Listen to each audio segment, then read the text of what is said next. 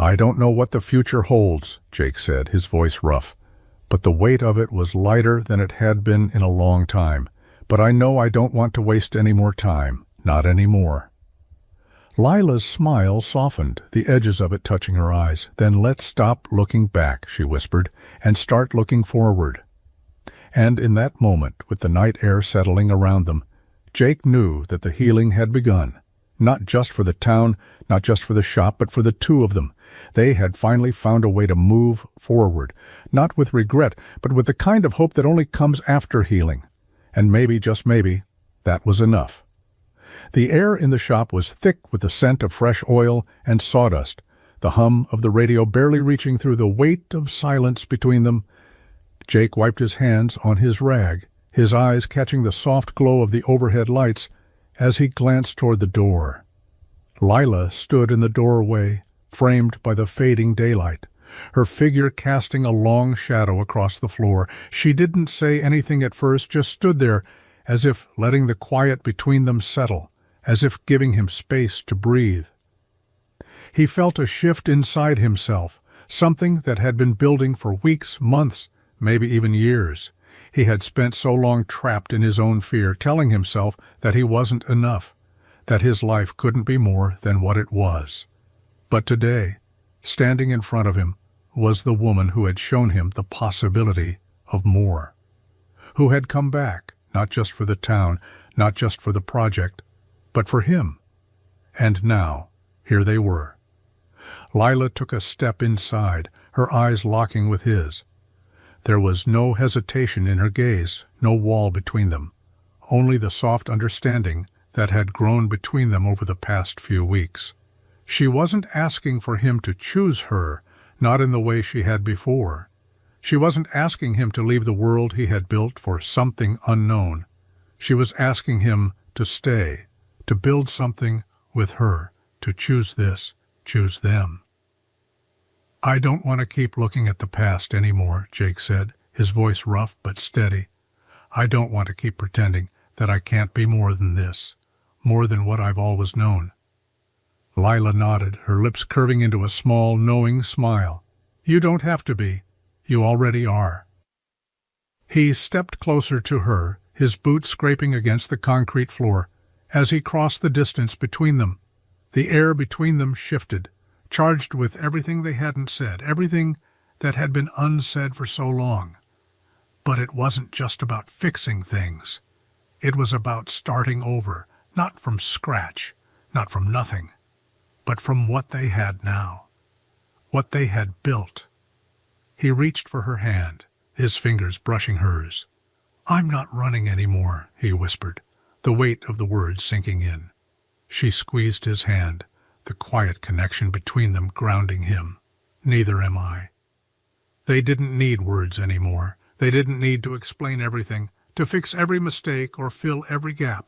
They only needed to move forward, together. And when Jake looked around at the space, at the garage, at the lot where Lila's school was rising, at the place where their lives had finally collided, he realized something. This wasn't just about rebuilding a garage or a school. It was about rebuilding a life. Their life. And for the first time in a long time, it didn't feel like something out of reach. It felt like home. It felt like now. "We'll make it work," Jake said, his voice filled with quiet conviction. "Not just the shop, not just the school. Us.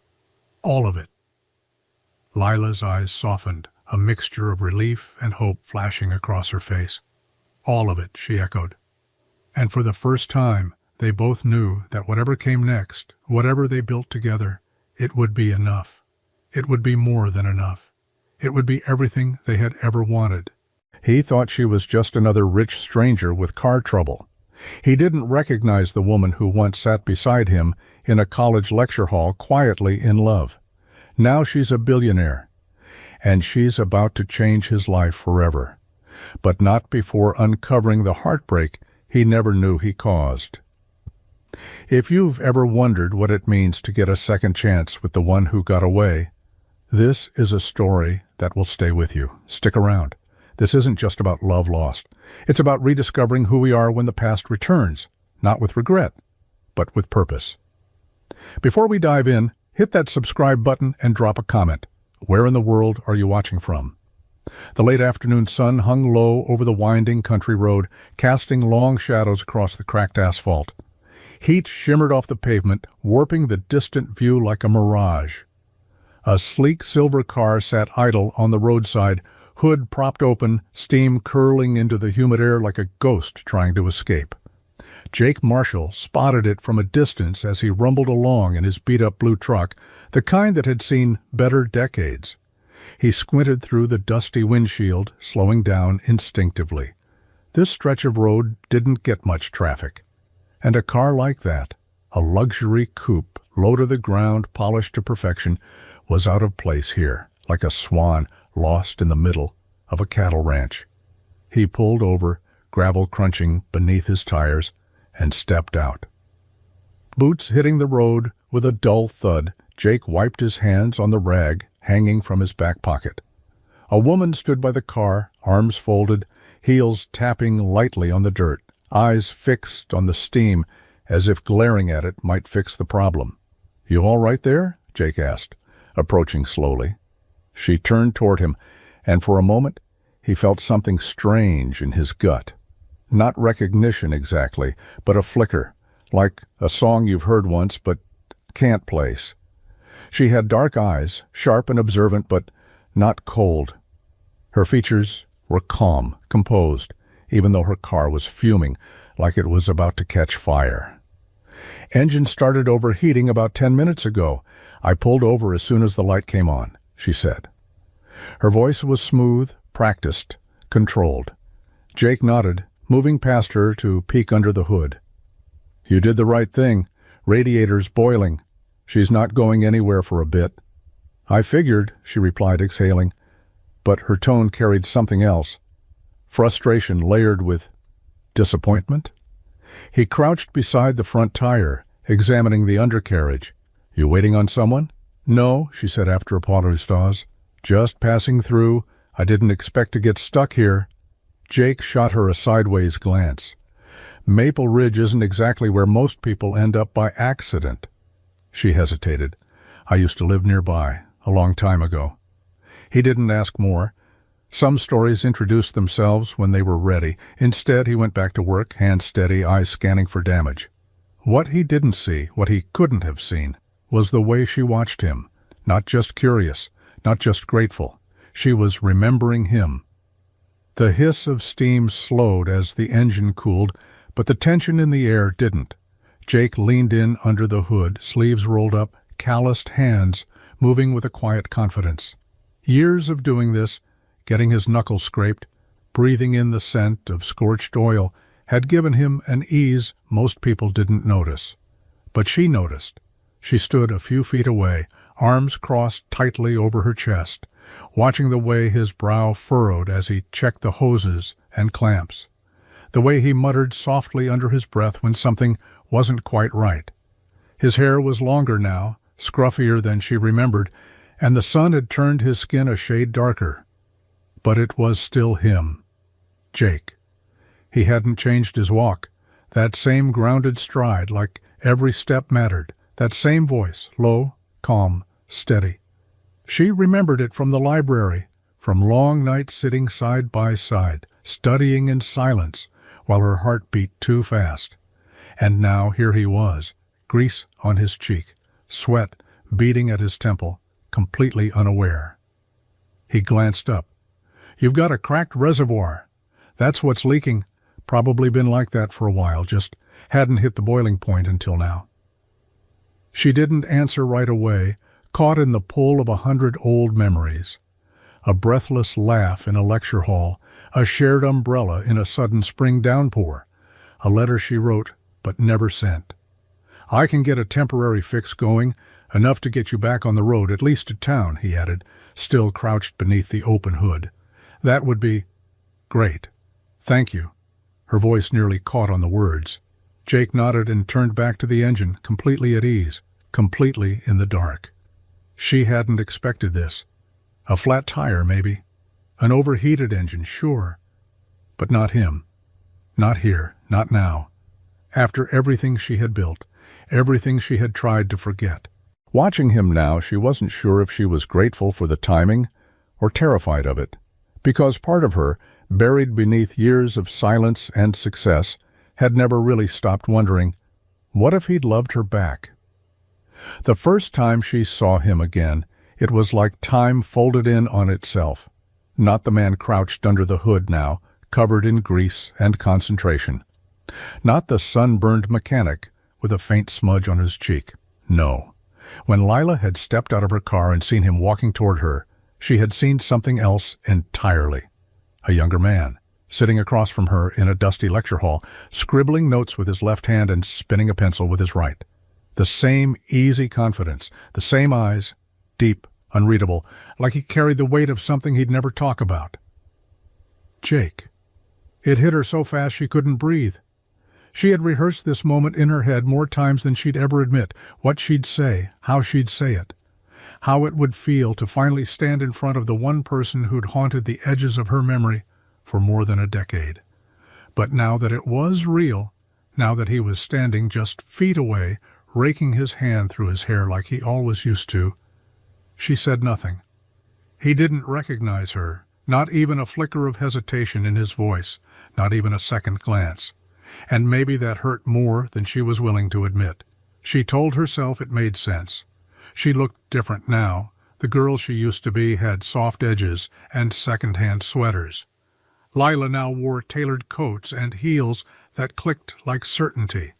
Her hair, once wild with waves, was pinned neatly behind her ears.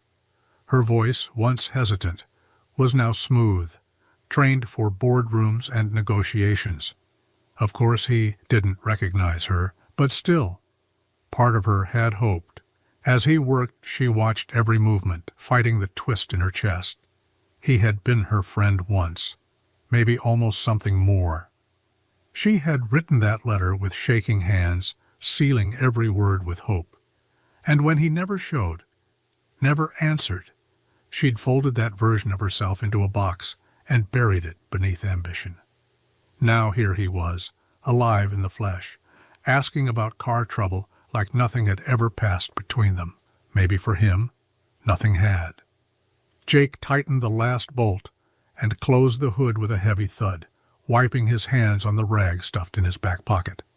The steam had finally stopped, but the tension between them hadn't. He turned to her, not smiling exactly, but with that same quiet calm that used to make her feel steadier, back when the world felt too big. "You're good to go," he said, nodding toward the car. Lila stepped closer, slipping her hand into the side pocket of her coat. She pulled out her wallet, sleek, black leather, the kind that usually made people pause. She didn't flash it, just opened it calmly, and began sliding out a few crisp bills. "How much?" she asked. Jake blinked. "Nothing." She hesitated. "What do you mean, nothing?" "You've been out here for nearly an hour," he shrugged. "It was a simple fix. Patched the crack well enough to get you to town. Harrison's shop will have the part in stock if you're staying local." Lila looked down at the money in her hand, then back up at him. "Jake." She stopped herself, quickly correcting. "Sorry, I didn't catch your name earlier." "Jake," he said unfazed. "Jake Marshall." Of course it was. Of course he still didn't remember her. "Well, Jake, I insist, really." He shook his head and stepped back. "Nah, I don't take money for roadside fixes. It's just how we do things around here." She stared at him, the bills still in her hand. Not because she was stunned by the gesture, she could afford to pay him 10 times over, but because in that moment she saw something that hadn't changed.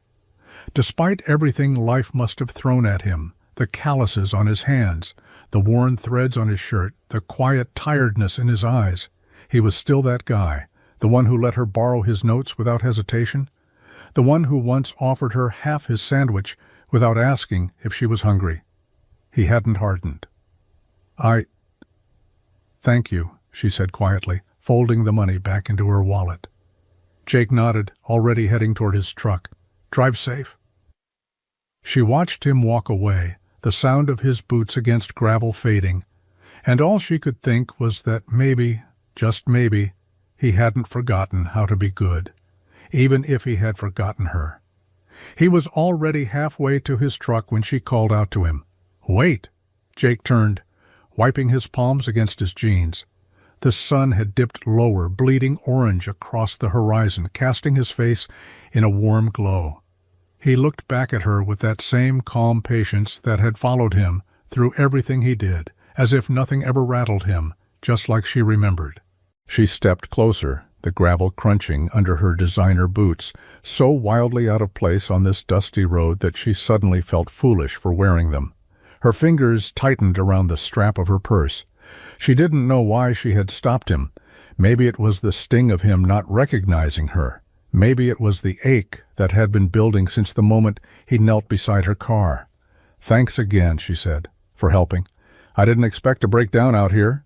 "Yeah," he replied, hooking a thumb through a belt loop. "Not the best place to stall out. Could have been worse, though." She smiled faintly, unsure what she was doing. The silence stretched between them, the kind that used to live in library corners and unspoken feelings. It pulsed now, charged. He looked at her curiously. "You said you used to live around here?" "I did," she said softly.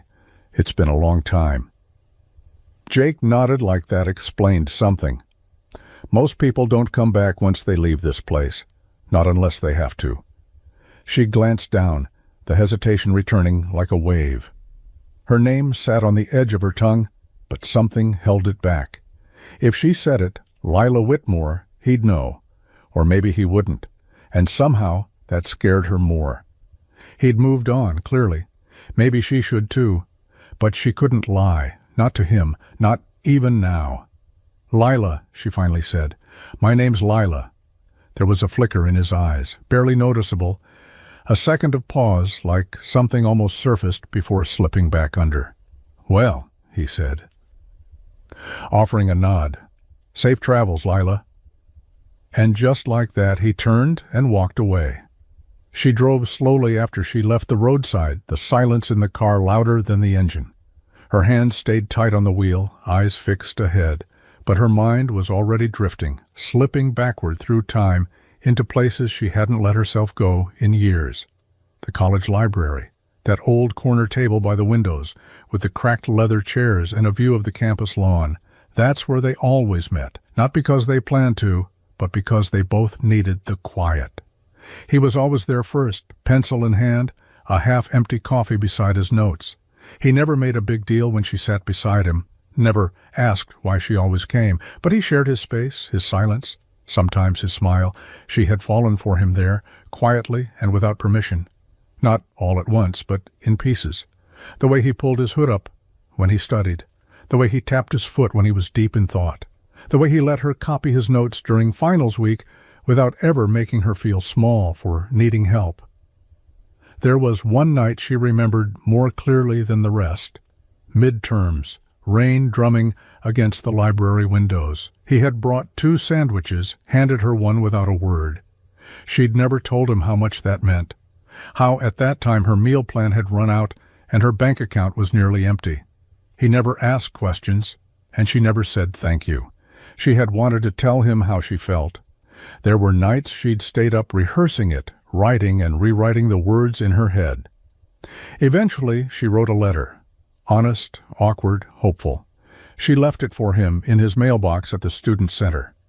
She waited for him to say something, anything, but he never came. 2 weeks later, she was gone, offered a full scholarship at a university on the other side of the country. It was a chance she couldn't refuse, but the goodbye she never got stayed with her. Even now, as the road curved and the sun slipped behind the trees, that old hurt sat in her chest like a bruise that never quite healed. He hadn't even remembered her name. The next morning started the way they all did for Jake, early, quiet, and heavy. The garage was already open by 7. Sunlight filtered through the dusty windows, catching the flecks of metal and grease that hung in the air like ash. The space was cramped and aging. The old lift groaned whenever it rose, and the heater rattled louder than it worked. But it was his, or had become his, whether he was ready for it or not. He wiped his hands on a rag and leaned back from the undercarriage of an old truck, the engine coughing like it hadn't breathed properly in years. He took a sip of burnt coffee from the chipped mug on the workbench and glanced around the shop. Same smell. Same tools hanging in the same spots his father used to keep them. It had been almost 5 years since the heart attack. Jake had come home that night to find the lights still on in the shop. His father collapsed just beside the lift, wrench still clutched in his hand. After the funeral, Jake never left. Not because he had planned it, not because it made sense, but because someone had to stay. He wasn't alone. "Uncle Jake," a small voice called from the back room, breaking his thoughts. Sam came running in, backpack half-zipped, dragging a peanut butter-stained homework folder in one hand. "You eat breakfast?" Jake asked, without looking up. "Granola bar," Sam mumbled. "Kind of. I think it was expired." Jake sighed. "We'll grab something better on the way to school." Sam nodded, already halfway to the old beat-up couch in the corner where he liked to watch cartoons on the cracked TV Jake could never quite justify replacing. The boy had been through enough. Losing both parents in the accident had left scars Jake didn't know how to heal. So he did the only thing he could. He stayed. He worked. He kept the lights on. Barely. Every day felt like a race against bills and breakdowns. Some nights he counted quarters just to put gas in the truck. But he never let Sam see the cracks. The kid deserved better than that. Jake rolled up his sleeves again and returned to the truck, hands steady, eyes tired. He didn't dream like he used to. That version of himself, the one with plans, ambition, maybe even love, had been left behind somewhere between grief and survival.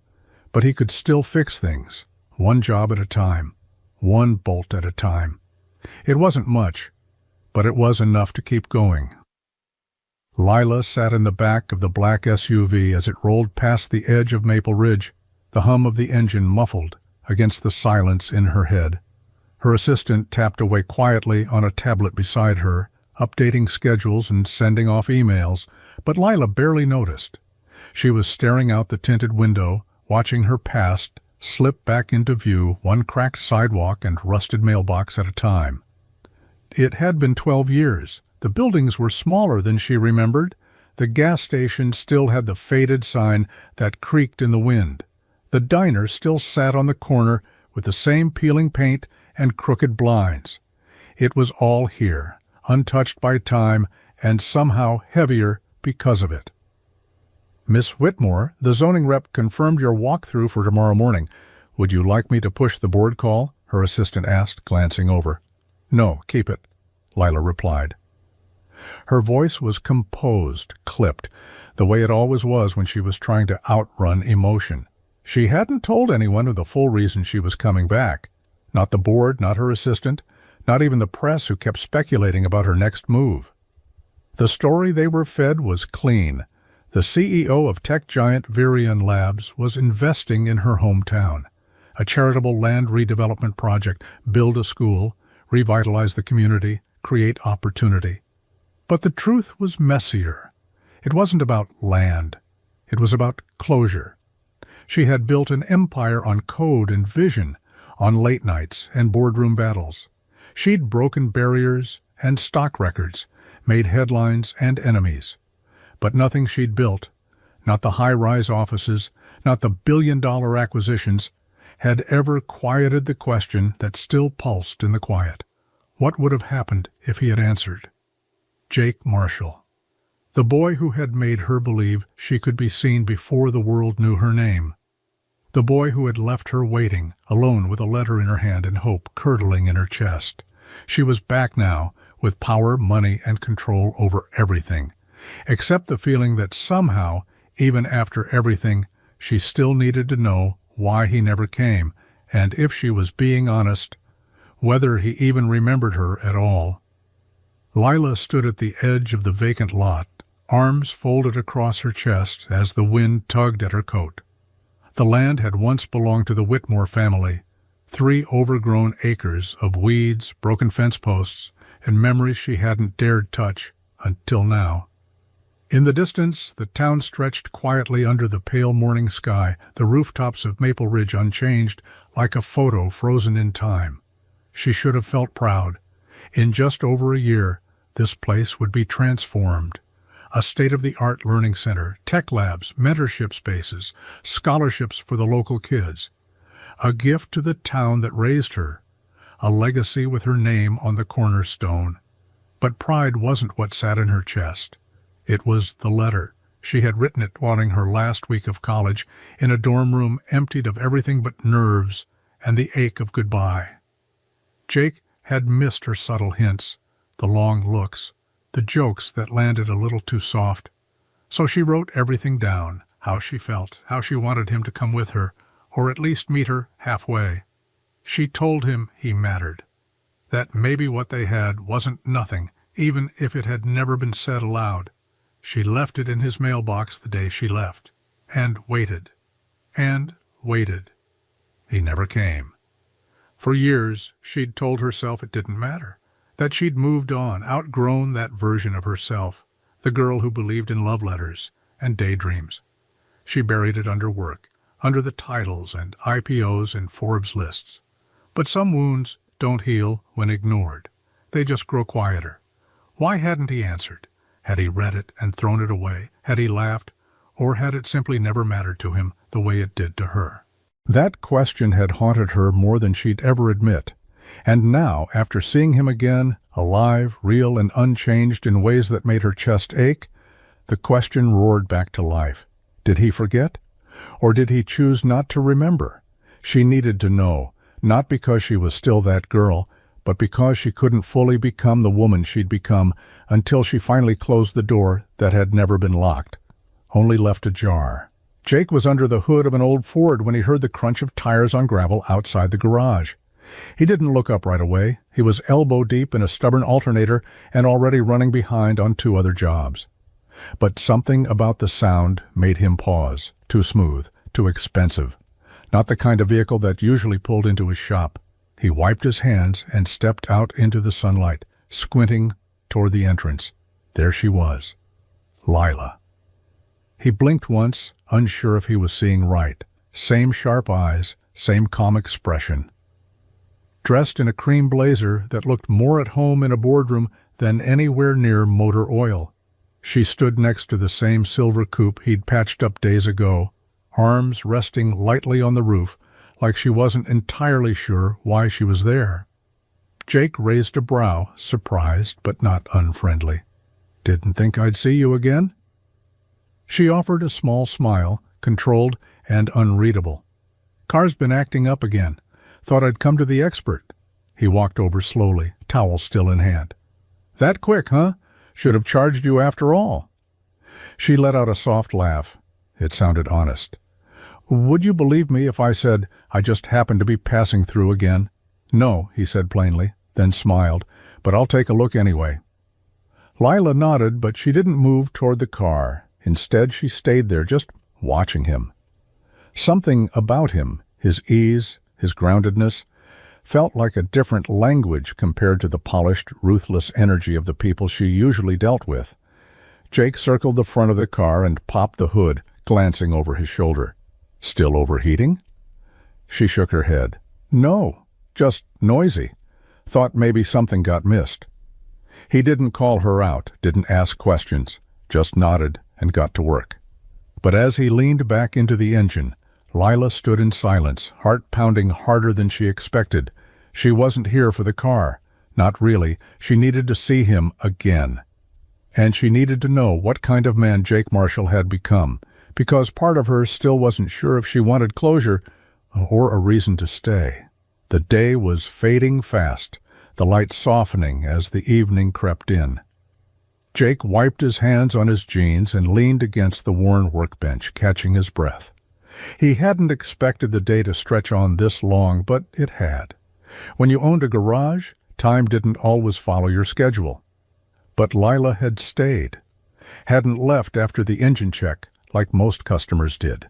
She sat across from him now, sipping a coffee from the thermos he'd offered her, eyes scanning the shelves lined with old parts and rusted tools.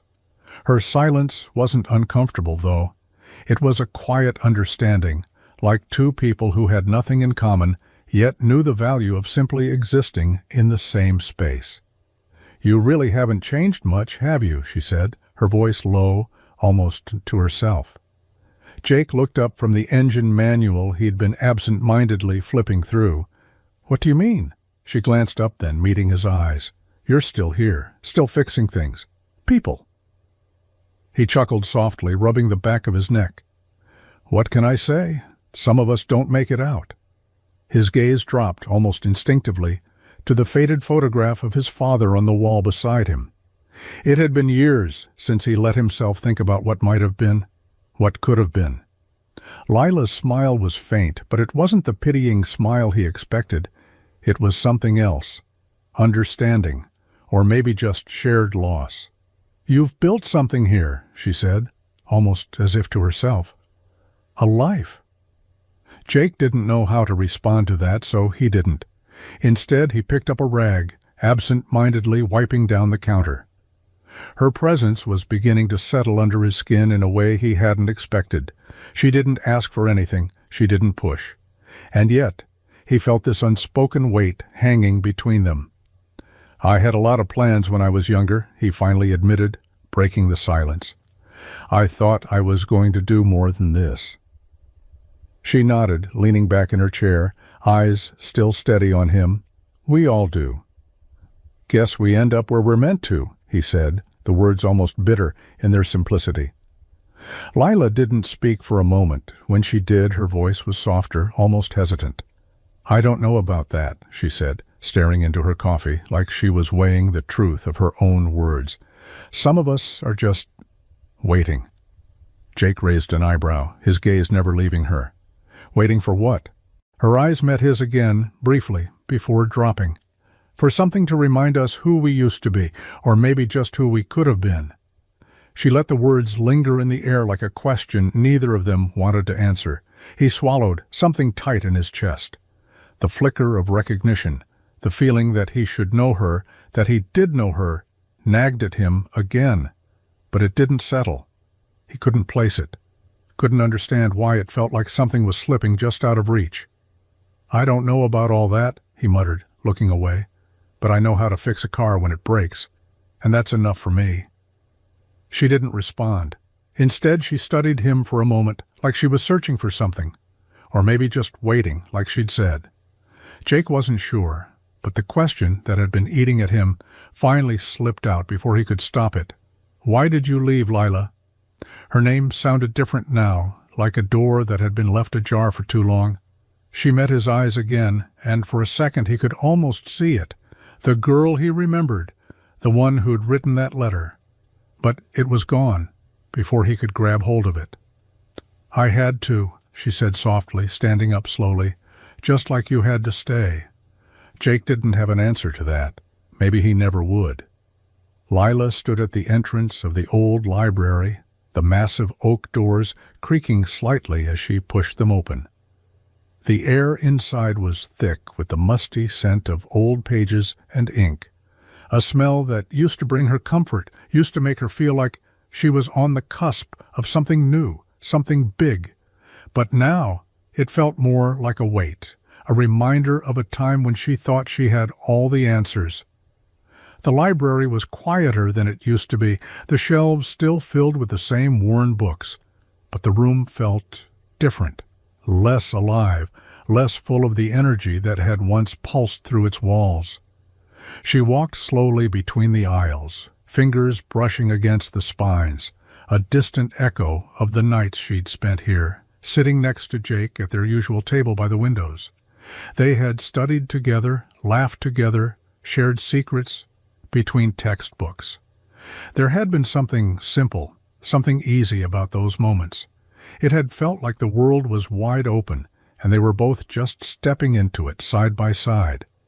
But that was before everything changed, before she left, before the scholarship and the promise of a new life on the other side of the country, before the letter she wrote, the one she poured her heart into, filled with words that never made it to him.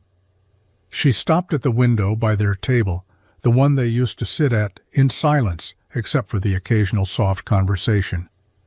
The sunlight filtered through the glass, casting long shadows across the wooden floors, and for a second it was like she could see them both there again, their books scattered between them, their future stretching out like an endless horizon. But then the memory soured, just as it always did.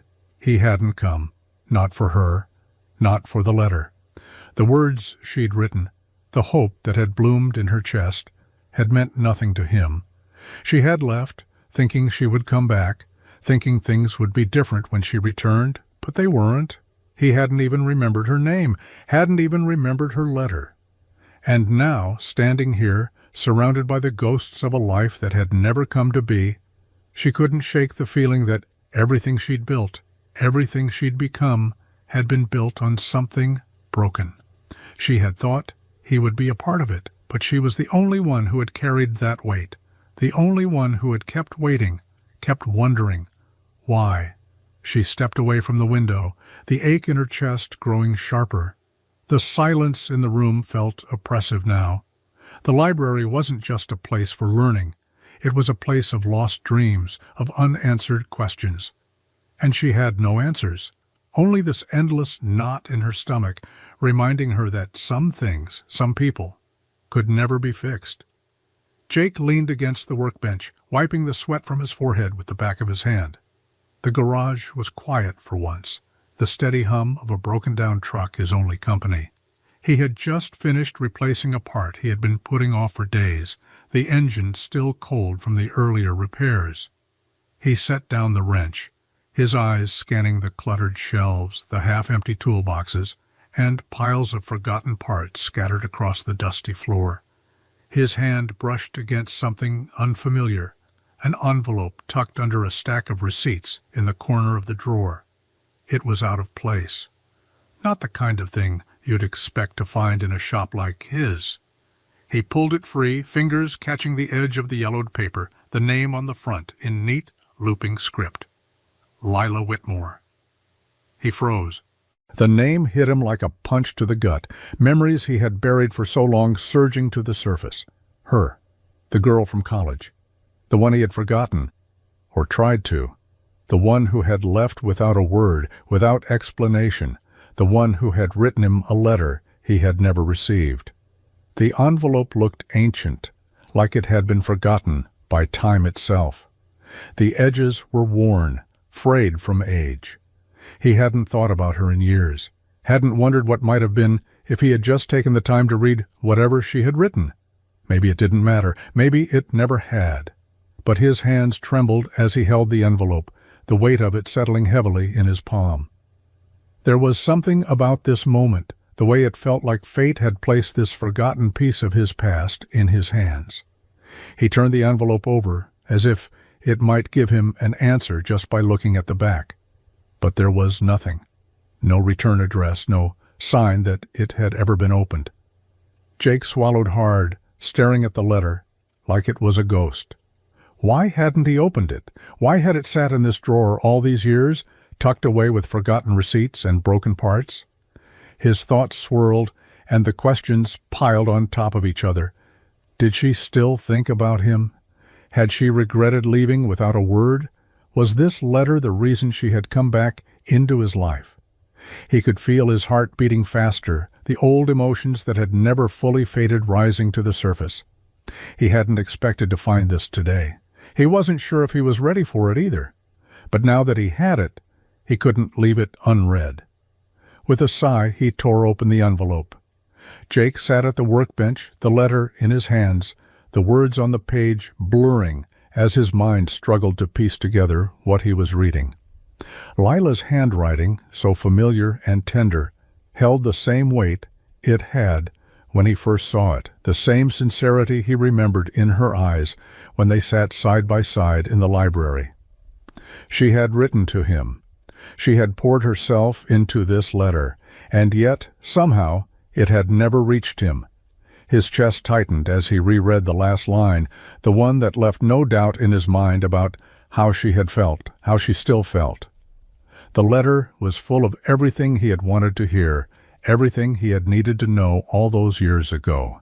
He could feel the edges of regret gnawing at him, They what-ifs stacking up one after another, like a mountain he had no idea how to climb. The noise of the world outside the garage felt distant, muffled, like he was underwater. His eyes drifted from the letter to the empty space in front of him, the tools hanging on the wall in perfect, unchanging order. Everything in the garage was still, and yet everything had shifted in an instant. Jake sat frozen, the letter trembling in his grip, until a soft voice broke the silence. "You found it."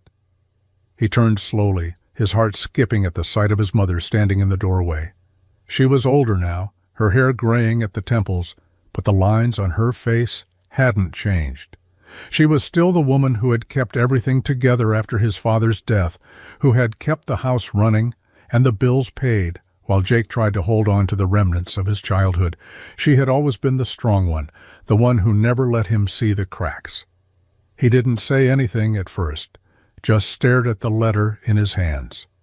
His mother stepped inside, closing the door behind her with a quiet click. "I didn't want you to be distracted," she said, her voice low, almost apologetic. "You had enough on your plate already. After everything happened, I didn't think it was the right time. I thought it would pull you away from the work you had to do, from what you needed to focus on." Jake's stomach churned, the pieces starting to fit together in a way he wasn't ready for. Mom, you hid it? You kept it from me?" She nodded slowly, her eyes lowering. "I didn't want to. But I thought you'd throw it all away. I thought you'd lose sight of what was in front of you. Your father's death hit you hard, and I couldn't let you lose your focus. I needed you here with me, with us. I couldn't afford to let you drift away." The weight of her words sank in, and Jake felt a sharp sting in his chest. He wasn't sure if it was betrayal or heartbreak or something deeper, something that had been buried for too long. "You should have told me," he whispered, the letter now feeling heavier in his hands. "You should have let me decide." His mother's gaze softened, her shoulders sagging with the weight of years of regret. I know I should have." Jake ran a hand through his hair, his mind racing. All these years, and he had never known that the one person who had meant everything to him had reached out, had tried to bridge the gap, only to have it all crushed by someone he had trusted to protect him. "Do you think," his voice faltered, "do you think I would have chosen differently? If I'd known?" His mother didn't answer right away. She took a step closer, her voice barely a whisper. "You were always the one who wanted to stay grounded, to keep things simple. But maybe that's just the way life is, Jake. You don't always get to choose when or how things happen." Jake shook his head, the frustration building like a pressure he couldn't release. The truth hit him like a wave, but it didn't bring clarity. Only more questions, and now, with the letter in his hand, he wasn't sure where to go from here. The rain came down hard, the kind that soaked through your clothes in minutes, turning the world around them into a blur of gray and white. Jake stood under the awning of the garage, his arms crossed over his chest, watching as the water pooled at his feet, the rhythm of it echoing in the quiet of the night. The storm had rolled in fast, and the air felt thick, almost suffocating. But it wasn't the storm that had his heart racing. It was Lila. She stood a few feet away, her face shadowed by the hood of her jacket, the rain drenching her hair and clinging to the strands that framed her face. She had been standing there for minutes, neither of them speaking, just the sound of the rain between them. Lila shifted her weight, then finally spoke, her voice barely audible over the roar of the storm. "You probably don't remember me, do you?" Jake frowned, the question cutting through the haze of his own thoughts.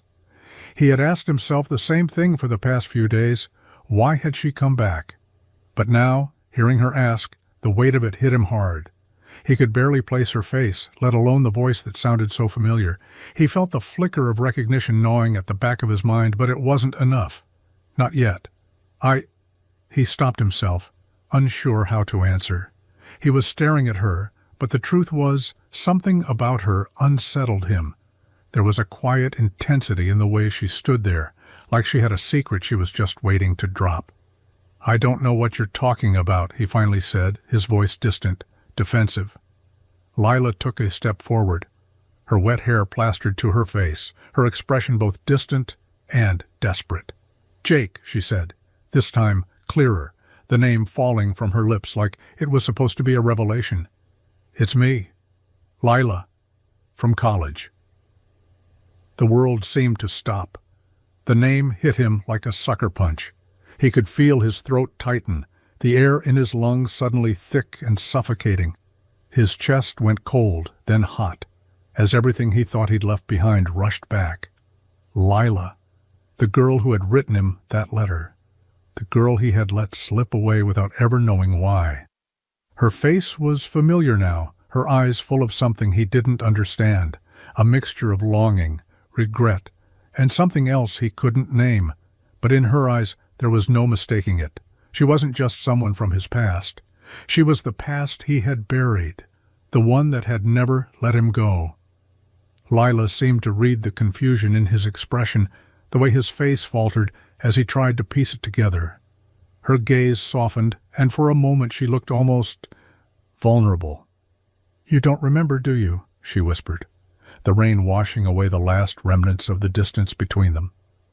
Jake stood frozen, caught in the storm, in the silence between them. He wanted to say something, anything, but the words caught in his throat. How could he explain the confusion, the shame that was building in his chest? "I never meant to hurt you," she said, her voice low, cracking under the weight of everything unsaid. "I wrote you a letter, Jake. I left, but I thought about you every day. I thought you might feel the same way." She swallowed hard, as though the words were cutting through her as much as they were him. "But you never answered, and I never knew why." Jake's heart ached with something he couldn't name. He wanted to speak, but the words never came. Instead, he just stood there, drenched, staring at her, feeling the years of silence closing in around him. "I'm sorry," he finally said, his voice barely more than a breath, the weight of the past pressing down on him. Lila shook her head, the rain mixing with the tears she hadn't meant to shed. "You don't have to apologize," she said quietly, the words breaking free. "I just needed you to know who I am. I never stopped wondering if we could have been something different, something more." And just like that, the rain seemed to drown everything else out. The rain had eased into a steady drizzle, soft against the cracked pavement, as they stood there in the growing quiet, neither of them moving. Jake's heart pounded in his chest, the tension between them thick enough to choke on. His hands were still shaking slightly, his fingers cold, and wet from the rain that clung to him. He hadn't expected this. Hadn't expected her to return, not like this, not after all these years. Lila took a deep breath, the silence too much to bear. Her eyes were still full of that quiet ache, a look that somehow mirrored the one he hadn't known how to shake all these years. Her voice came out softer than he'd expected, like she was finally letting herself ask a question she'd carried for too long. "Why didn't you come, Jake?" Her words were simple, but they hit him like a sledgehammer, the raw pain of them crashing against him, making his breath catch in his throat. He stared at her, the weight of the question hanging between them, and for a moment he couldn't speak. He had thought of her often. How could he not? She had been the one he'd never been able to forget, the one who had always lingered in the corners of his mind. But he never answered her letter, never gave her what she needed. I didn't know what to say," he finally stammered, the truth tasting bitter on his tongue. "I didn't know what you wanted from me. You left. I never thought—" His voice faltered as he searched for the right words, but none of them felt like enough. "I never thought you'd come back." Lila's eyes shimmered with unshed tears, and she wiped them away quickly, like she was trying to hold on to some semblance of control. "I came back because I never stopped thinking about you," she said, her voice barely above a whisper. "I came back because I thought maybe, just maybe, you would feel the same." Jake felt his chest tighten, a rush of guilt hitting him all at once. The pain in her voice, the way she was standing there in the rain, soaked and vulnerable. It broke something inside him. He had thought she'd moved on. He had thought she had left him behind like so many others had. But this was real. She was here, standing in front of him, asking the one question he could never answer. "I'm sorry," he whispered, the words slipping out before he could stop them. "I'm so sorry, Lila." Her gaze softened for a moment, but there was a sadness in her eyes now that hadn't been there before. "I waited for you. I waited for so long, Jake, and you never came." The truth hit him with such force that it took his breath away. He had let her wait. He had let the silence grow between them, built on all the things he couldn't say, the things he wasn't strong enough to face. And now, as the rain continued to fall, all he had was regret. All he had was the memory of the girl who had loved him, the woman who had come back to find him. But it was too late. "I never meant to hurt you," he said, the words sounding hollow even to him. You just let me go," she interrupted, her voice cracking. She looked away, her shoulders shaking with the weight of it all. "And I thought maybe, just maybe, you'd fight for us. But you didn't." Jake stood there, feeling more broken than he had in years. He had never fought. He had never even tried to keep her. And now, as the distance between them grew, he realized it wasn't the storm that hurt the most. It was the storm they'd never weathered together. The rain had stopped, but the air between them was still thick, like the weight of the past had settled around them, heavier than the storm ever could. Jake ran his hand through his hair, trying to steady himself. The words that had been sitting in his chest for years were spilling out now, but they didn't feel like relief. They felt like a wound that had just been reopened. "We're from two different worlds now, Lila," he said, the words coming out raw, unpolished, but they felt true. "I can't pretend like we're not." Lila's face twisted, something fragile breaking in her expression. She opened her mouth as if to respond, but she closed it again, struggling to find the right words. Her eyes flickered from his face to the ground and then back to him, like she was trying to figure out how to bridge the distance that had always been there, even when they were together. "I don't believe that," she said softly. Her voice was steady, but there was an edge to it now, a hint of frustration that had been building between them ever since she'd shown up. "You think we're from different worlds, but you never gave us the chance to find out if we were." Jake stepped back, putting a hand on the edge of the workbench to steady himself. The anger in her voice was unfamiliar, but it made something inside of him flare to life. He didn't want to be angry. He didn't want to fight with her. But what choice did he have? "You don't get it," he muttered, shaking his head. "You've built this life. You're a billionaire, Lila. You have all this success, all this power. And I'm still here, in this damn garage, trying to fix cars just to get by. You think we're ever going to fit together after all that?" Lila's jaw clenched, her eyes narrowing as she took a step forward. "I didn't come back here for you to talk like that. You think I'm some stranger, that everything I've done, everything I've worked for, makes me someone different? You think I'm going to just forget who I was before all of this?" She gestured around them, the garage, the small-town life. "I'm the same person, Jake. I always have been." Jake's heart raced, and for the first time, he felt the weight of everything between them. It wasn't just the time that had passed. It wasn't just the distance between their worlds, the money, the success. It was the things they had never said to each other, the things they had never dealt with. "You're not the same person," he said, his voice quiet now, like the fight had left him. "You're not. You can't be." The words felt like a confession, something buried deep inside him that he had been too afraid to say. It wasn't just the difference in their lives. It was the years of silence, the time they had lost, the way she had walked away without ever looking back. And now, as she stood in front of him, full of hope and strength, Jake couldn't shake the feeling that they were standing at the edge of something they couldn't go back from. Lila took another step forward, her face softening, but the hurt in her eyes was still there.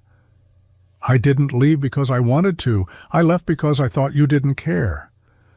The words landed with a thud, and Jake felt the world tilt.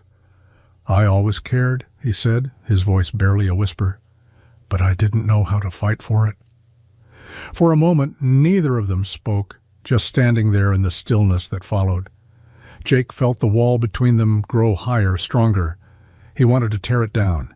He wanted to reach out and fix it, fix everything. But he couldn't. Not now. Not with all the years that had passed, all the things left unsaid. "I don't know how to do this anymore," he finally said, his voice thick with emotion. "I don't know if we can." Lila's eyes softened, but she didn't reach out. She just stood there, her arms at her sides, like she was waiting for him to make the next move, waiting for him to see what she saw. But Jake couldn't see it, not yet. And for the first time, he realized they might be too far gone to ever see eye to eye again. Jake sat at the kitchen table, the mug of coffee in front of him cooling faster than he could drink it. The house was quiet, save for the soft hum of the refrigerator and the occasional creak of the floorboards. Sam sat across from him, a bowl of cereal in front of him, pushing the milk around with a spoon like it was the most important thing in the world. Jake's mind was far from the small, quiet kitchen. It had been a few days since Lila had shown up at the garage, and the weight of their conversation still sat heavy on his chest. He hadn't slept well. He hadn't been able to stop thinking about what she had said, the way her eyes had looked when she asked why he hadn't come. The quiet hurt in her voice when she spoke about waiting, about wondering what could have been. He hadn't wanted to face it. He had buried it deep, buried her, buried everything.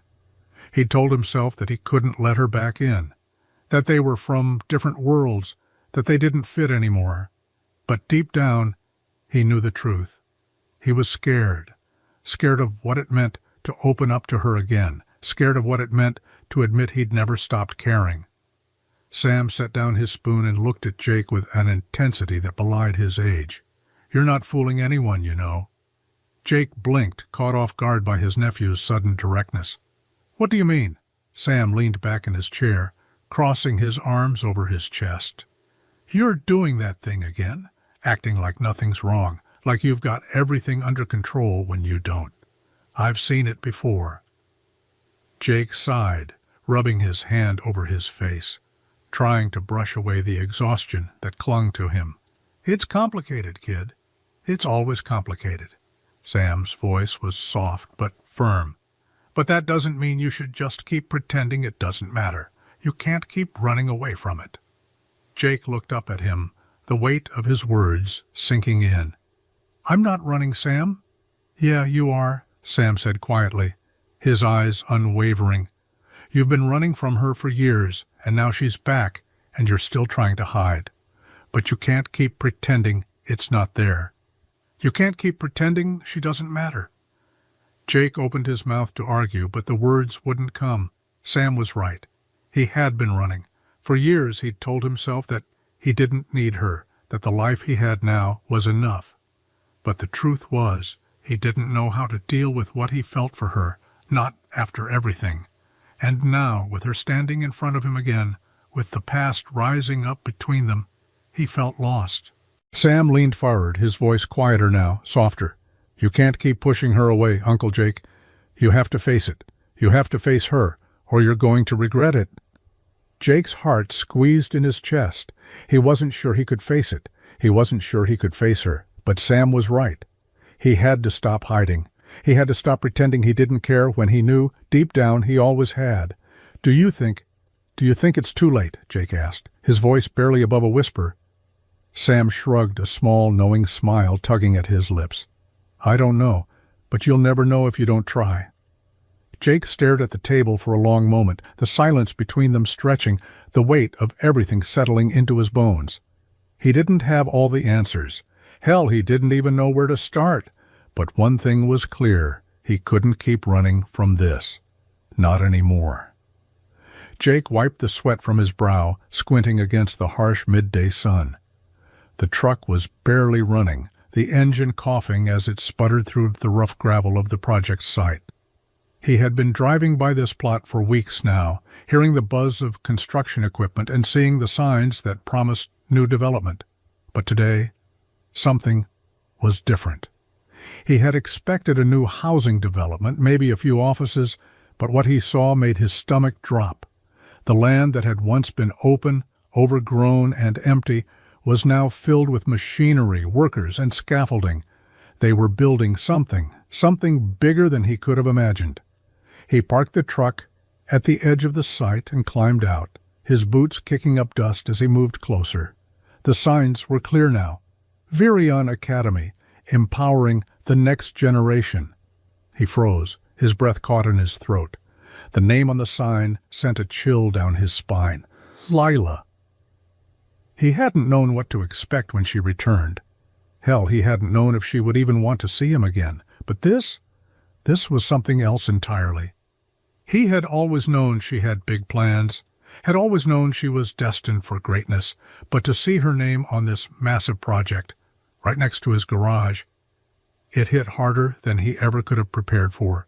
The ground was being leveled for what looked like a campus, classrooms, a playground, maybe even dorms, a school. She was building a school here, and it wasn't just any school. It was the kind of place that would change the community, the kind of place that would lift this town up, bring in opportunities, jobs, a future. Jake stood there, his heart pounding, trying to wrap his mind around the sight. He wasn't prepared for it, wasn't prepared to feel the weight of what she had created, what she had built. "Hey, you the mechanic?" a voice called from behind him. Jake turned, seeing a construction worker walking toward him, wiping his hands on his jeans. "Yeah, that's me," Jake replied, his voice hoarse, the reality of the situation still sinking in.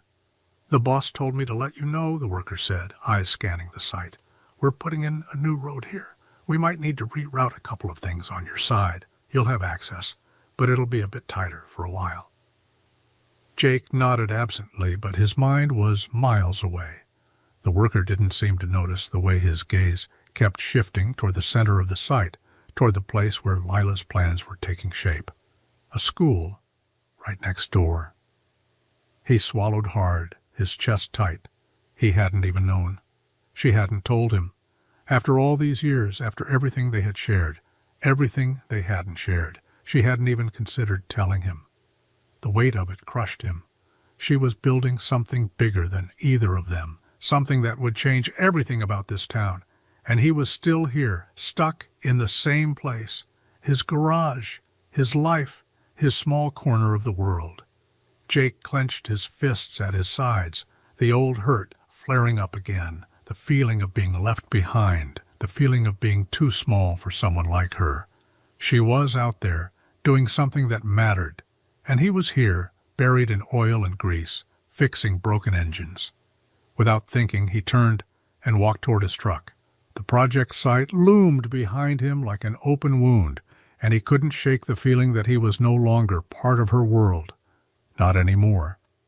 The air inside the garage was thick with the smell of grease and oil, the familiar scent that had never seemed to bother Jake until now. He stood by the workbench, wiping his hands on a rag, staring at the truck he'd been trying to fix all morning.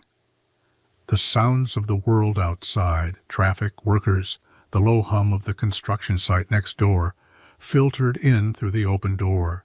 He hadn't seen her in days, hadn't expected to. But now, standing in the doorway of his garage, Lila looked out of place and completely at home all at once. The cool breeze caught the edges of her coat, but her presence felt like the heat of the sun rising over a long, cold night. She was calm, composed, the kind of woman who could command attention without saying a word, but today she looked different. Not just the polished exterior he had seen before, but something more raw, more real. "Lila," he said, his voice sounding strange in his own ears. He hadn't meant to sound so distant, but there it was. She was here, standing right in front of him again, and it was impossible to ignore the weight of everything between them. "Jake," she said, her voice steady. She didn't step inside, just lingered in the doorway, her eyes scanning the garage as though searching for something that hadn't been there before. She met his gaze again, and for a moment neither of them moved. "I need your help." Jake blinked, startled by the directness of her words. "Help?" he repeated, unsure if he'd heard her right. She nodded, her expression unwavering. "I'm building something here, a new community project. A school, but more than that. It's about giving people a chance, a real chance. But it's not just about the building. It's about everything that comes with it, the growth, the change. And I need someone who knows this town, someone who knows the people." Jake felt his throat tighten. He hadn't expected her to ask anything of him, not after everything that had passed between them. "You want me to be a part of it? You want me to help you with the project?" Lila stepped closer, her voice softer now, almost as if she were trying to make sure her words didn't slip through his fingers. "I want you to lead it, Jake. I want you to help bring this town together, this place, you know it. You understand it in a way that no one else does. This project won't work without someone who cares about the people here, without someone who knows what they need." The words hung in the air between them, and Jake stood frozen, the weight of her request pressing down on him. He didn't know what to say, how to respond. She was asking him to step into something bigger than anything he had ever done before. "You're asking me to lead something," he said, his voice quieter now, a hint of disbelief threading through his words. "Me? After everything?" Lila met his gaze, her eyes steady. "I'm asking you because I know you can do it. You've spent your whole life fixing things, Jake. It's time to fix this, to make something better out of it. You're the heart of this place, whether you want to admit it or not." The words cut through him, and he felt something in him shift, something raw and unspoken breaking free. He didn't know if he could do this. He didn't know if he was the man she thought he was, the man who could change a town with nothing more than his hands. But as Lila stood there, looking at him with that quiet, unwavering faith in her eyes, Jake couldn't help but wonder if this was what he had been waiting for. Not just a chance to prove himself to her, but to finally prove something to himself. "I don't know if I'm the right guy for this," he said, his voice rough, "but I'll try. I'll try, Lila. I'll make it work." For the first time in what felt like years, he saw a flicker of something in her eyes, relief, maybe, or hope. And as she turned to leave, she glanced back at him, offering a small, genuine smile. "Thank you," she said softly, before disappearing into the daylight, leaving Jake standing alone in the silence of the garage. The sun was already dipping low when Jake pulled into the construction site, his truck groaning as he parked it beside the growing structure that was soon to be a school. The site buzzed with activity, men and women moving around in the late afternoon light, carrying equipment and setting up new foundations. The hum of hard work was palpable, but as Jake stepped out of the truck, it didn't feel like the work itself was what weighed on him. It was the growing tension between him and Lila, the unspoken words that lingered between them like the dust in the air. He had been coming to the site every day for the past week, helping where he could, guiding some of the younger workers, overseeing the projects that involved the local community. It was exactly the kind of work he knew how to do, the kind that made him feel like he was part of something that mattered. But every time he crossed paths with Lila, that space between them felt like an ocean. They hadn't talked much, not about them, not about what had been, what could have been. And it felt like the longer they avoided it, the harder it would be to face. But today, as he made his way toward the central part of the site, something different hung in the air. Lila was standing by a pile of blueprints, a clipboard in hand, her brow furrowed as she spoke with one of the contractors. When she saw him, she offered a small, hesitant smile that barely touched the surface of the tension in her eyes. "Jake," she said, walking over, her boots crunching on the gravel. "I've got a new task for you today. We're behind on the landscaping. Need someone to help set up the garden space for the kids. Can you handle that?" Jake nodded, wiping his hands on his work shirt. "Yeah, sure, I can handle that." He wasn't sure what he expected, maybe a stilted exchange, maybe more of the cold distance they had been keeping. But when they moved to the garden area, things felt different. It wasn't just the work that brought them together. It was the shared task, the quiet moments as they dug into the earth, setting up the framework for a space that was meant for something better than what either of them had imagined before. There was an ease that came with the physical labor, something familiar, something grounding. Jake found himself talking, the words spilling out without thinking. He joked about the local kids he used to know, the trouble they'd get into, and Lila, to his surprise, laughed. Not the polite chuckle he'd heard from her before, but a genuine laugh that filled the space between them. "Yeah, they used to think the old baseball field was a jungle gym," Jake said, shaking his head. "I swear, half of them probably got their first stitches there." Lila laughed again, her eyes lighting up. "I remember doing the same thing at the community center. I'm sure my mom nearly had a heart attack every time I climbed the old jungle gym." "Some things never change," Jake said, wiping sweat from his forehead as he adjusted the post he was holding. "Just the next generation of kids causing trouble." The sound of their laughter filled the empty space between them, lighter than it had been in days. There was something comforting about it, something real, and for the first time in a long time, Jake felt the barrier between them begin to crack. It wasn't about solving everything at once, about confronting everything that had been left unsaid. It was about working together, getting the job done. As they worked side by side, they fell into a rhythm.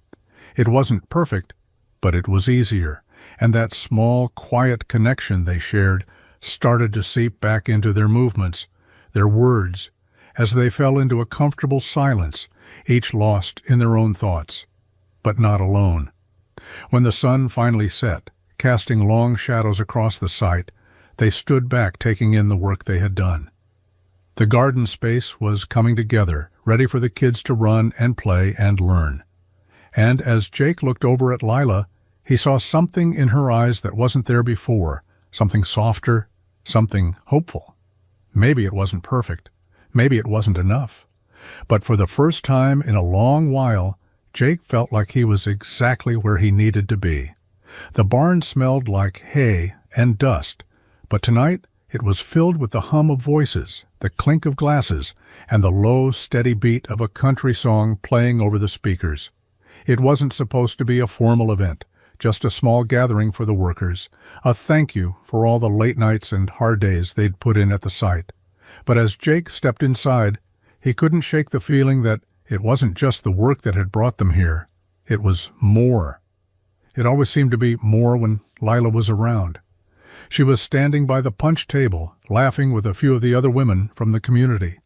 Her hair was loose now, falling in soft waves around her shoulders, the tension she always carried in her posture softened by the glow of the barn's string lights. She looked different tonight, more relaxed, more at ease, and something in Jake's chest tightened as he watched her. She wasn't the polished, controlled woman who walked into his garage last week. Tonight she was the girl he remembered, the girl who laughed without holding back, who let herself breathe. As if she felt his gaze on her, Lila turned, her eyes locking with his across the room. For a brief moment, neither of them moved. The world around them seemed to blur, the noise fading into the background, and all that was left was the space between them. She smiled, just a little, a slow curve of her lips that told him everything he needed to know. She wasn't running anymore. Neither of them were. Jake took a step forward, his boots crunching against the wood floor, and for a moment he wondered if he was dreaming, if the way she was looking at him was real. But when he reached her, she didn't say anything. She just held out her hand, palm up. And he didn't hesitate. The music changed, a slower song now, one that seemed to speak directly to the moment between them. He took her hand and led her to the center of the floor, the rest of the crowd fading away, leaving them in their own world, the soft glow of the barn's lights casting shadows across their faces. As they began to move, something in Jake's chest seemed to unclench. He wasn't sure what he was expecting, but it wasn't this. It wasn't the familiar feeling of Lila's hand resting in his, of the warmth of her body so close to his. It was like stepping back in time, like nothing had ever changed between them, like they could fall back into the rhythm of each other's presence without needing to speak. Lila's hand rested lightly on his shoulder, and they swayed together, the space between them closing as they moved in time with the music. For a moment, the years of silence, the walls they had built between them, seemed to dissolve. There was no past, no future. There was only now, only the feeling of her against him, the way her eyes softened, the way her breath mingled with his. "I didn't think we'd get here," Jake murmured, his voice low, his heart pounding in his chest. Lila looked up at him, her gaze steady. "Neither did I," she whispered, "but we're here now." And for the first time in a long time, Jake didn't feel like he was lost in the past or chasing something that was out of reach. He was here with her, and for the first time in what felt like forever, he wasn't afraid. They danced like it was the first time again, like the world hadn't passed them by, like there was still time to make things right. And maybe, just maybe, there always had been. The barn had emptied out a while ago, the laughter and chatter fading into the night as people made their way home, tired but happy. Jake and Lila stayed behind, the quiet stretching between them like a bridge they had finally crossed. The music was turned off now, the soft hum of the evening settling in, the only sound their footsteps on the old wooden floor as they walked side by side toward the open door. The air outside was cool, fresh, with the promise of the coming night. It felt like a breath after being underwater for too long. Jake paused at the threshold, his hand resting on the doorframe, as he looked out into the vast open field beyond the barn. He hadn't realized how much he needed this, how much he needed the silence between them, the way the world felt smaller now that they were both finally looking at it the same way. Lila stood beside him, her hands tucked into the pockets of her jacket, her eyes turned toward the stars. She was so close, and yet it felt like they were still a world apart. He could feel the pull between them, the weight of the unspoken words, the tension of all the years they had missed, the things they hadn't said, but both knew were still there. "You know," Lila began, her voice soft, almost hesitant, "I used to think about this, about being here with you, back when I left, when I thought I'd have it all figured out." Jake turned his head toward her, the words hanging in the air. "And now?" "Now, I don't have it all figured out." She turned to face him, the slight smile on her lips fading as she met his gaze.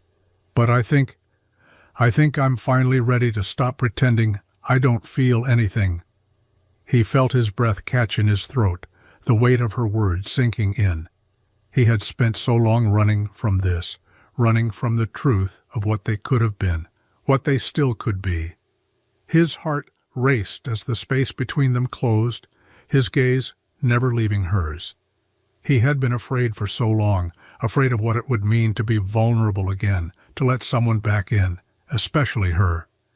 But the fear was gone now, washed away by the shared moments, the quiet laughter, the way everything felt right, in a way that no amount of time or distance could erase. Without thinking, he reached out, his hand brushing against hers. It was gentle, tentative, but it felt like the most natural thing in the world. She didn't pull away. Instead, she stepped closer, her breath a little unsteady, her chest rising and falling with the same anticipation that seemed to be thickening the air around them. And then, just like that, the last wall between them crumbled. Jake cupped her face in his hands, his thumbs gently brushing against her skin, and for a brief moment, the world held its breath. Lila's eyes fluttered shut, and he could feel the tremor in her body, the same uncertainty he felt. But this time, it wasn't fear. It was the realization that maybe they had both been waiting for this, waiting for the moment when everything that had been held back could finally be released. The kiss came slow at first, testing, hesitant, like a question being asked that neither of them had the courage to speak out loud. But when she kissed him back, when her hands found their way to his chest, the world melted away. The years, the mistakes, the regrets, they didn't matter anymore. All that mattered was the feeling of her against him, the warmth of her lips, the way everything inside him felt like it had finally fallen into place. It was real this time. There was no doubt, no hesitation. Just a quiet surrender to the moment, to the truth that had been there all along. And when they finally pulled away, breathless, the world seemed a little smaller, a little brighter. "No more fear," Jake whispered, his voice rough but steady, as he looked into her eyes. Lila smiled softly, her forehead resting against his. "No more fear," she echoed. The words of promise neither of them needed to speak again. The soft glow of the kitchen lights flickered above them as Jake leaned against the counter, his eyes fixed on the floor. Layla stood in front of him, the quiet of the night stretching between them, heavy and thick with unsaid things. She wasn't looking at him anymore. Her gaze was distant, focused on the half-empty coffee cup in her hands.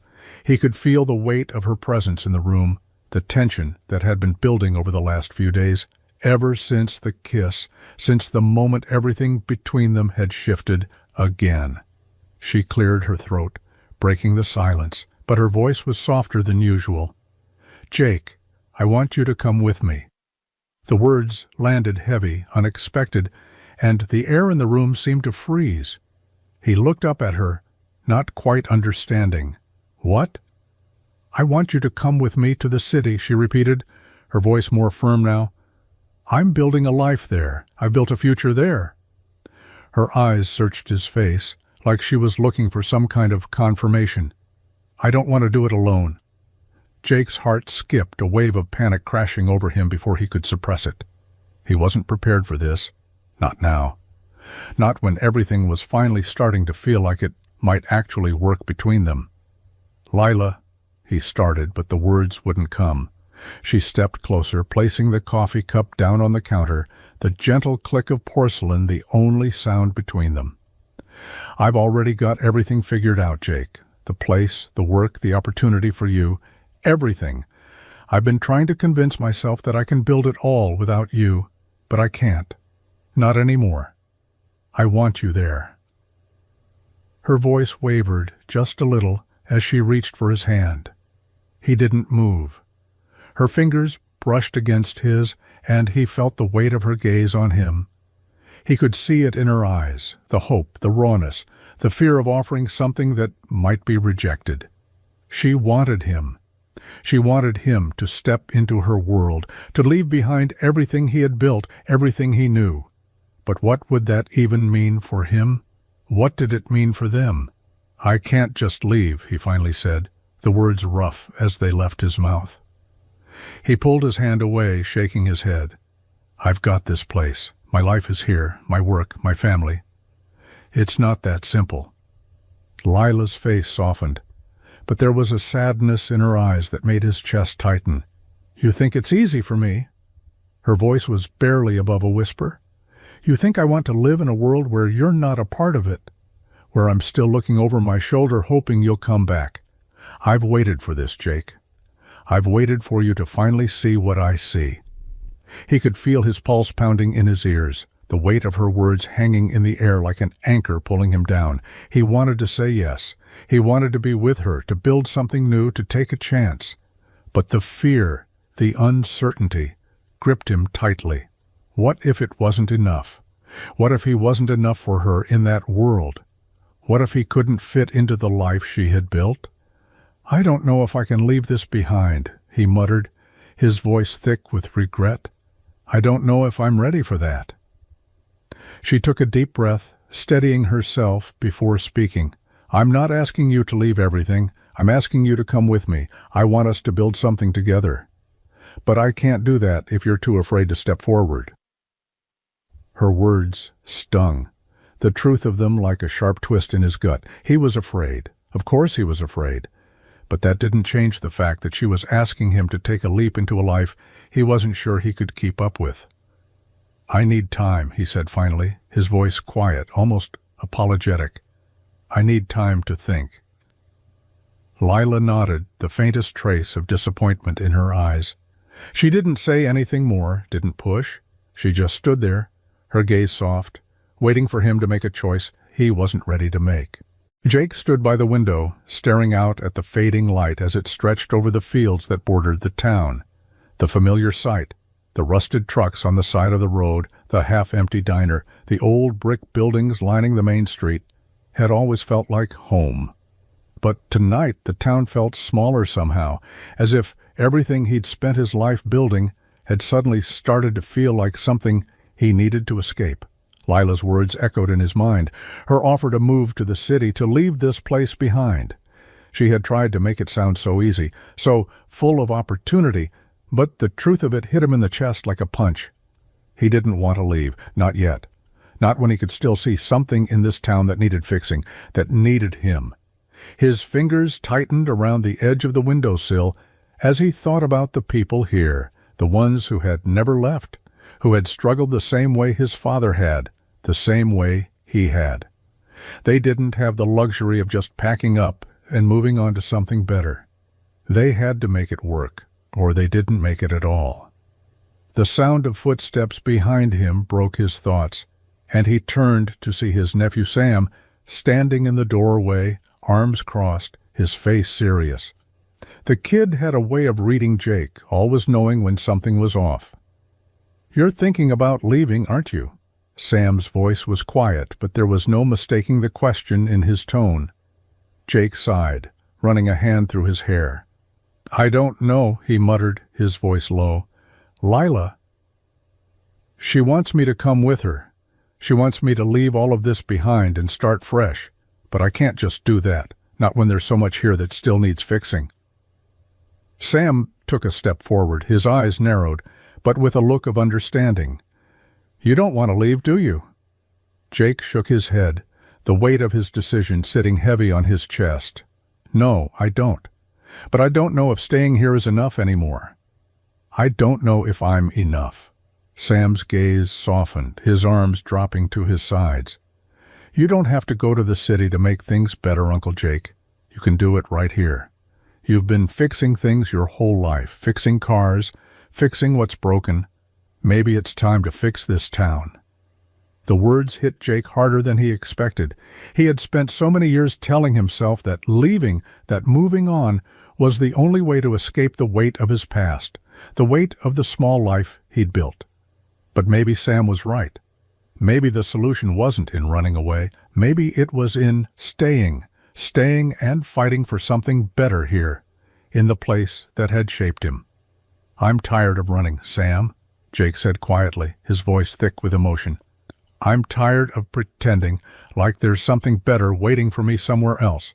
This town, these people, they need something, and I think I'm the one who needs to be here to fix it." Sam smiled, a small, knowing smile. "You don't have to do it alone. We're all in this together." Jake felt a weight lift from his chest, a new sense of purpose settling into his bones. He wasn't sure what the future held, or if he was ready to build the life Lila wanted for them, but one thing was clear: he wasn't ready to walk away from this place. He couldn't. Not yet. "I'm going to make it work here," Jake said, more to himself than to Sam. "I'm going to make this town better. We all deserve that." And as the sun finally disappeared below the horizon, Jake knew, deep down, that he had made the right choice. The road ahead would be hard, but for the first time in years, he felt like he had a purpose, a real one, and he wasn't running from it anymore. Jake stood outside the garage, his hands shoved deep in his pockets as he stared at the new building across the lot. It wasn't just any new building, it was his. His heart beat faster as he let the reality of it sink in, the weight of it almost too much to bear. The space gleamed in the early morning light, fresh paint still drying on the walls. A brand new sign hanging proudly above the door with his name on it, Marshall's Auto Repair. He had worked in that tiny garage for years, fixing cars, rebuilding engines, scraping together enough money to keep it running. But this was different. This was more than he ever thought possible. This wasn't just a donation. It wasn't charity. It was a partnership. Something Lila had offered him without hesitation, without expecting anything in return. Lila had come to him a few weeks ago, her eyes steady but uncertain. She hadn't talked about it much, but Jake had seen the fear in her eyes. She wasn't offering him something out of pity. She was offering him a chance. A real chance to do something bigger than he ever could have imagined. "I want you to have this," she had said, her voice steady, but there was a hint of something raw in the way she spoke, something vulnerable. "Not because you need it, Jake, but because I believe in you, and I believe in this town, in what it could be. You don't have to run anymore. You don't have to feel like you're stuck." At first, Jake had been too stunned to speak. The words felt foreign. He'd spent years fighting to stay afloat, telling himself he wasn't good enough for anything bigger than what he had. But this was different.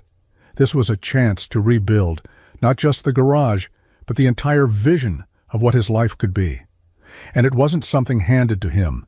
It was something earned. Now, standing there, looking at the new building, Jake felt the weight of Lila's offer.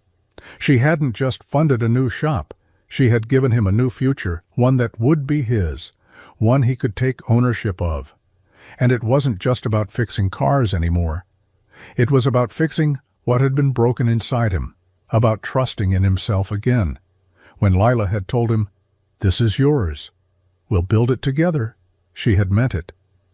She hadn't just handed him a gift, she had extended an invitation, one that meant something more than a business venture. It was a promise, a partnership that wasn't about her success, but about both of them creating something real. He walked up to the door, his fingers brushing against the new sign, feeling the smooth surface of it under his touch. He wasn't sure what the future held, but for the first time he felt something inside him shift. There was no more running, no more pretending. This was it. This was what he had been waiting for, and when he stepped inside the new shop with all the shiny new tools, the bright overhead lights, the space that seemed too big for him to fill, he knew deep down that he wasn't just fixing cars anymore. He was fixing the dream he had put on hold for far too long. Jake sat on the porch, the quiet hum of the evening wrapping around him like a blanket, the stars just starting to prick the sky.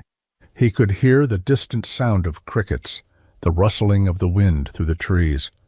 But most of all, he heard the silence between him and Lila.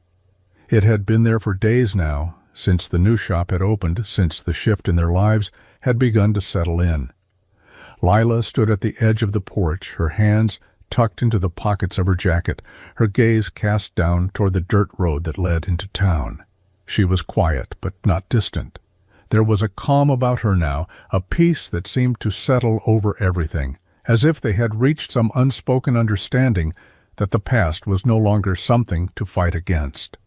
He had spent so much of his life wishing he could change it, the way they'd parted, the way he had let fear dictate everything, the years that had passed, the lives they'd lived separately.